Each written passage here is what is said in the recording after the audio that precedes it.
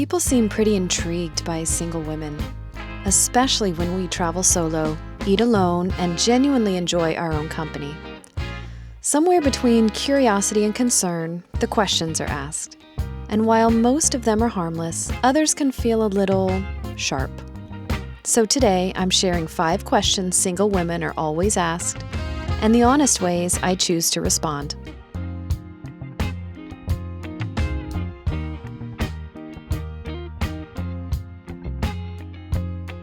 Good morning, my loves. It is a beautiful Sunday morning here in New York. So not only do I think it's a perfect morning for a walk, but a perfect morning for a talk. So I have some things to discuss with you today, and I hope that you enjoy taking this little walk with me. We are just now on East 42nd Street, coming out of Grand Central.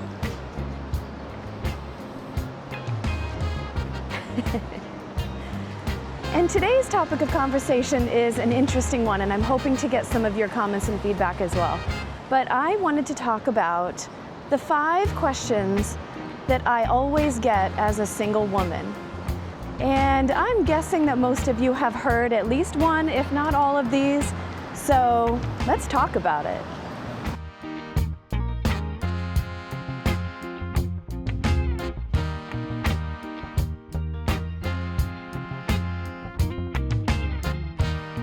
I'm gonna need some coffee before we jump into this first question.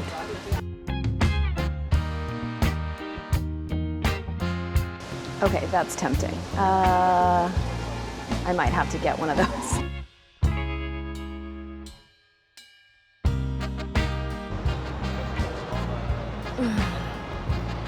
Okay, I have my coffee.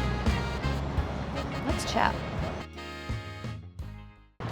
The number one biggest question that I feel like I'm asked, and probably every single woman that I've ever met is asked at some point, is, why are you still single? Now, I could give my super sassy answer, which is, I'm still single because I'm lucky.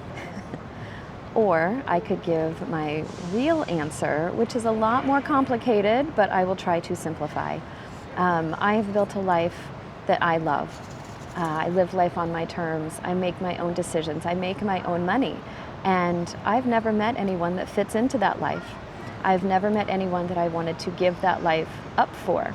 Because when you enter into a partnership, there's compromise and there's sacrifice. And yes, there's wonderful things. There's love and there's comfort. But for me, I've never met anyone that fits into the life that I've already built to the point that I'm willing to dismantle that life and start something new. Now, could that change in the future? Yeah, sure. Who knows? Who knows what the future holds? But I'm not partnering up with just anybody. It would take a lot. And if and when that person comes along, I will pivot. And if they don't, I will be incredibly happy and content the way that I am.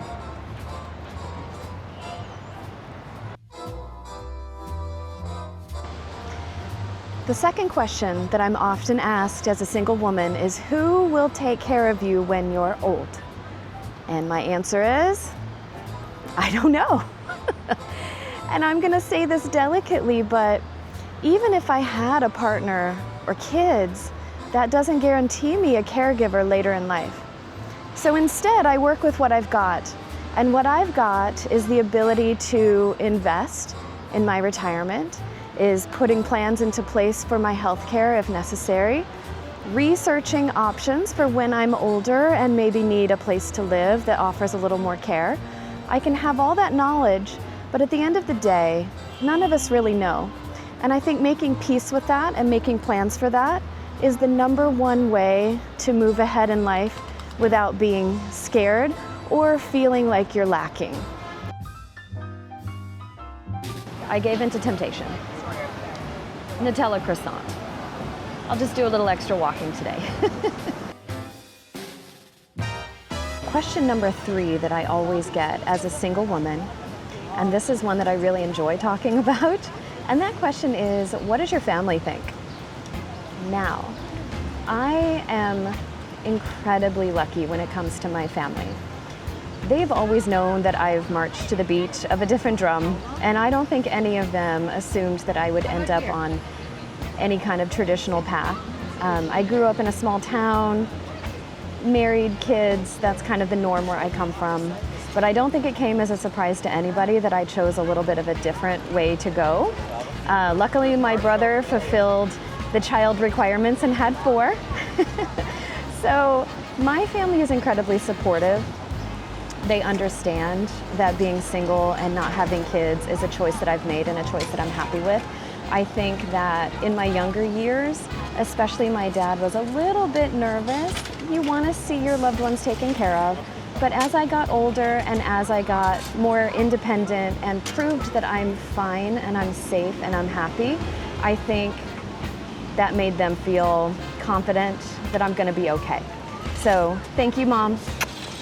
And thank you, Dad in heaven, for always supporting me. The 4th question I am always asked as a single woman is, aren't you lonely? Now, I feel like this is kind of, do I have Nutella? I feel like this is kind of a loaded question because the honest answer is, yeah, sometimes I am lonely. It's a human emotion and it hits me just like it does everybody. Last January, I broke my wrist, and trying to fasten a bra one-handed is much harder than you would think. And I felt a little lonely in that moment. But existentially, in my core, I am absolutely not lonely. I've created a life that has a very strong community of friends. I'm lucky to have my family who don't live here in New York, but I stay in close contact with them. And no, I'm not lonely in general on a regular basis at my core. I'm very content. But I think when you ask a single person if they're lonely, it's difficult for us to answer because if we say yes in any capacity, it makes us feel like it will be harshly judged and it will be proof that we should not be single. And that's just not the case. So, am I lonely? No.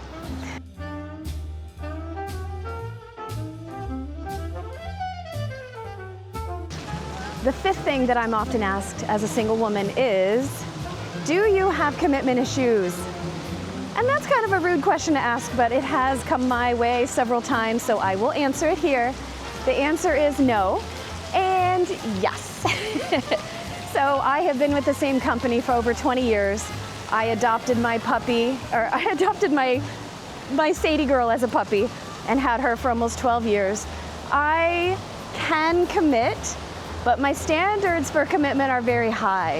It has to be something that fits into my lifestyle and fits into the path that I want to take in the future. I don't commit often, and when I do, it's a very well-intentioned decision. So, I do not have commitment issues, but I have commitment standards.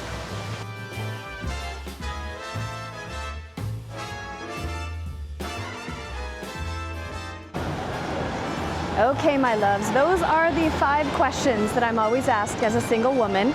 Leave a comment below and let me know if you've ever been asked one or all of those questions and how you typically respond. Don't forget to like and subscribe, as we always say on YouTube, so we can be alone together.